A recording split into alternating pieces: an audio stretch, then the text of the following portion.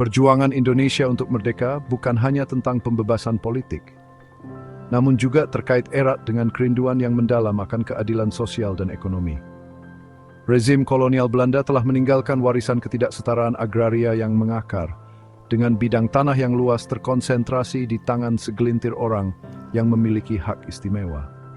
Sistem eksploitatif ini, yang berakar pada kebijakan kolonial selama berabad-abad, telah memiskinkan jutaan petani Indonesia, membuat mereka hidup dalam kekurangan dan perlakuan diskriminatif. Fajar kemerdekaan pada tahun 1945 menyalakan secercah harapan untuk pengelolaan dan distribusi tanah yang lebih adil. Para pemimpin Indonesia menyadari bahwa kemerdekaan sejati tidak dapat dicapai tanpa mengatasi ketidakadilan historis yang tertanam dalam struktur agraria bangsa. Seruan untuk reforma agraria bergema di seluruh Nusantara, menggemakan aspirasi jutaan orang yang telah lama tidak mendapatkan bagian yang sah dari kekayaan bangsa. Pemerintah pasca kolonial mewarisi lanskap agraria yang kompleks dan bergejolak. Undang-Undang Dasar tahun 1945, meskipun mengakui perlunya reforma agraria yang berkeadilan seperti tertuang pada pasal 33, namun tidak memiliki kerangka hukum yang konkret untuk mengatasi masalah ini secara efektif. Gelombang pemberontakan petani spontan, didorong oleh keputusasaan dan dipicu oleh janji redistribusi tanah, melanda Jawa dan pulau-pulau lainnya.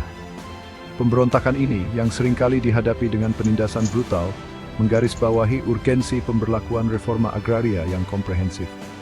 Kebutuhan akan kerangka hukum baru yang dapat membongkar sisa-sisa kepemilikan tanah kolonial dan mengantarkan era keadilan sosial menjadi semakin jelas.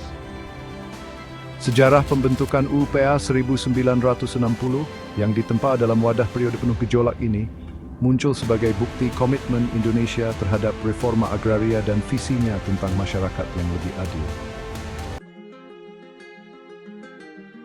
Pada awal tahun 1950-an, pemerintah Indonesia menyadari kebutuhan mendesak akan undang-undang agraria yang komprehensif. Pemerintah menugaskan para akademisi untuk melakukan kajian pendahuluan hukum agraria dengan melakukan berbagai studi. Fakultas Hukum di Universitas Gadjah Mada, sebuah institusi terkenal yang dikenal karena komitmennya terhadap keadilan sosial, dipercayakan dengan tugas merancang undang-undang agraria yang baru. Sebuah komite pembentukan hukum agraria pertama dibuat pada 12 Mei 1944 yang dipimpin oleh Sarimin Reksodiharjo dengan anggota berasal dari pegawai pemerintah, akademisi, anggota parlemen, dan asosiasi petani. Tim UGM menyadari bahwa setiap upaya reforma agraria yang berarti harus didasarkan pada pemahaman yang mendalam tentang masyarakat Indonesia dan hubungan historisnya dengan tanah. Mereka mengambil inspirasi dari prinsip-prinsip hukum adat, hukum kebiasaan dan tradisi yang mengatur kepemilikan dan penggunaan tanah di banyak wilayah Indonesia. Prinsip-prinsip ini yang seringkali menekankan kepemilikan komunal dan kerukunan sosial, memberikan kerangka kerja yang berharga untuk menciptakan sistem kepemilikan tanah yang lebih adil. Rancangan undang-undang yang diusulkan oleh UGM pada tahun 1955 merupakan perubahan radikal dari Undang-Undang Agraria Kolonial yang ingin digantikannya. Ini mengakui hak dasar setiap warga negara untuk memiliki tanah, hak yang secara sistematis ditolak di bawah pemerintahan Belanda. RUU tersebut juga memperkenalkan konsep redistribusi tanah, mengusulkan batasan kepemilikan tanah individu, dan mekanisme untuk mendistribusikan kembali kelebihan tanah kepada petani yang tidak memiliki tanah. Lebih lanjut, rancangan UGM menekankan fungsi sosial tanah, yang menetapkan bahwa kepemilikan tanah disertai dengan tanggung jawab untuk menggunakannya secara produktif dan untuk kepentingan masyarakat. Prinsip ini menantang anggapan yang berlaku tentang tanah sebagai komoditas yang dapat dibeli, dijual, dan dieksploitasi semata-mata untuk keuntungan pribadi. RUU tersebut juga berusaha untuk melindungi hak-hak masyarakat adat atas tanah leluhur mereka, mengakui hubungan unik antara masyarakat ini dan wilayah mereka. Rancangan UJM, dengan penekanannya pada pertama manusia sebagai individu yang holistik, sekaligus menjadi anggota masyarakat atau prinsip integralistik. Kedua, hubungan antara negara dan tanah tidak sepenuhnya pribadi atau publik. Ketiga, hukum adat harus dianggap sebagai dasar hukum pertanahan. Kepemilikan individu dipromosikan untuk mengadopsi sistem hak milik modern sebagai dasar bagi UUPA 1960. Prinsip ini mengartikulasikan visi sistem agraria yang lebih adil, yang akan memberdayakan petani Indonesia dan berkontribusi pada pembangunan sosial dan ekonomi bangsa. Rancangan UGM, meskipun inovatif dalam cakupan dan visinya, merupakan langkah pertama dalam proses legislatif yang panjang dan kompleks. Pada tahun 1956, pemerintah membentuk Panitia Agraria Jakarta, sebuah badan yang terdiri dari para ahli hukum, pejabat pemerintah, dan perwakilan dari berbagai partai politik dan kelompok kepentingan. Panitia ini bertugas meninjau dan merevisi rancangan UGM dengan mempertimbangkan beragam perspektif dan kepentingan yang berperan. Musyawarah Panitia Agraria Jakarta ditandai dengan debat dan negosiasi yang intens. Panitia bergulat dengan isu-isu kompleks seperti menentukan kriteria redistribusi tanah, menentukan kompensasi bagi pemilik tanah, dan menyeimbangkan hak individu dengan kepentingan masyarakat yang lebih luas. Panitia juga berusaha untuk menanggapi kekhawatiran berbagai pemangku kepentingan, termasuk pemilik tanah, organisasi petani, masyarakat adat, dan kelompok agama. Salah satu kontribusi utama Panitia Agraria Jakarta adalah pengenalan konsep hak milik, hak individu untuk memiliki tanah, serta land reform. Sementara rancangan UGM terutama berfokus pada penguasaan negara dan komunal, Panitia mengakui pentingnya kepemilikan tanah individu sebagai insentif untuk produktivitas pertanian dan pembangunan ekonomi. Namun, Panitia juga mempertahankan prinsip redistribusi tanah, dengan alasan bahwa kepemilikan tanah yang berlebihan oleh beberapa individu bertentangan dengan tujuan keadilan sosial. Revisi Panitia terhadap rancangan UGM bertujuan untuk mencapai keseimbangan antara hak individu dan kewajiban sosial.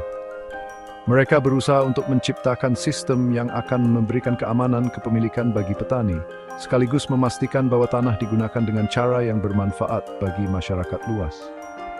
Pekerjaan Panitia membuka jalan bagi rancangan akhir UU-PA, yang kemudian diserahkan kepada Dewan Konstituante, kemudian dibahas oleh Dewan Perwakilan Rakyat Gotong Royong untuk debat dan ratifikasi lebih lanjut.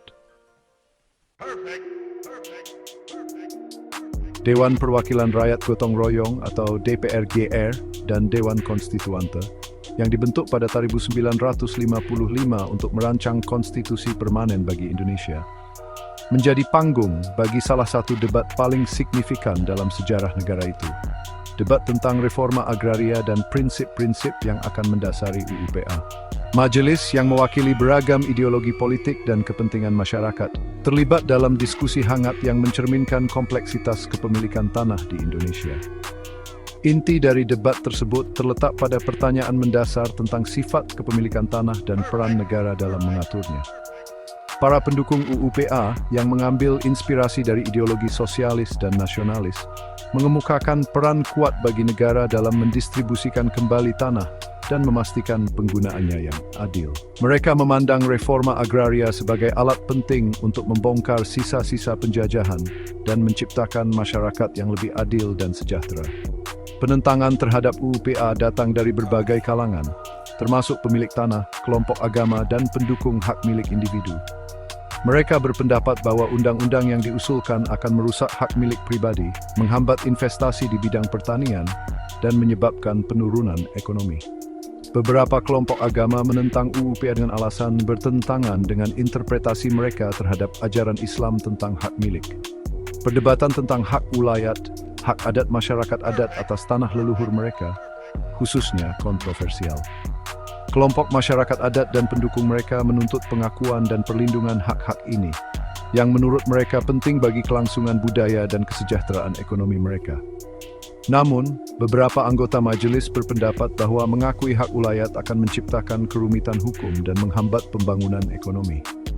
Terlepas dari perdebatan dan ketidaksepakatan yang intens, Dewan Konstituante dan DPRGR pada akhirnya memainkan peran penting dalam membentuk UU-PA.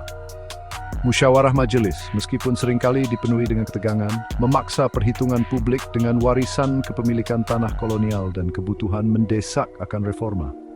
UU-PA, sebagaimana muncul dari DPRGR, mencerminkan keseimbangan yang rumit antara kepentingan yang bersaing dan meletakkan dasar bagi distribusi tanah yang lebih adil di Indonesia.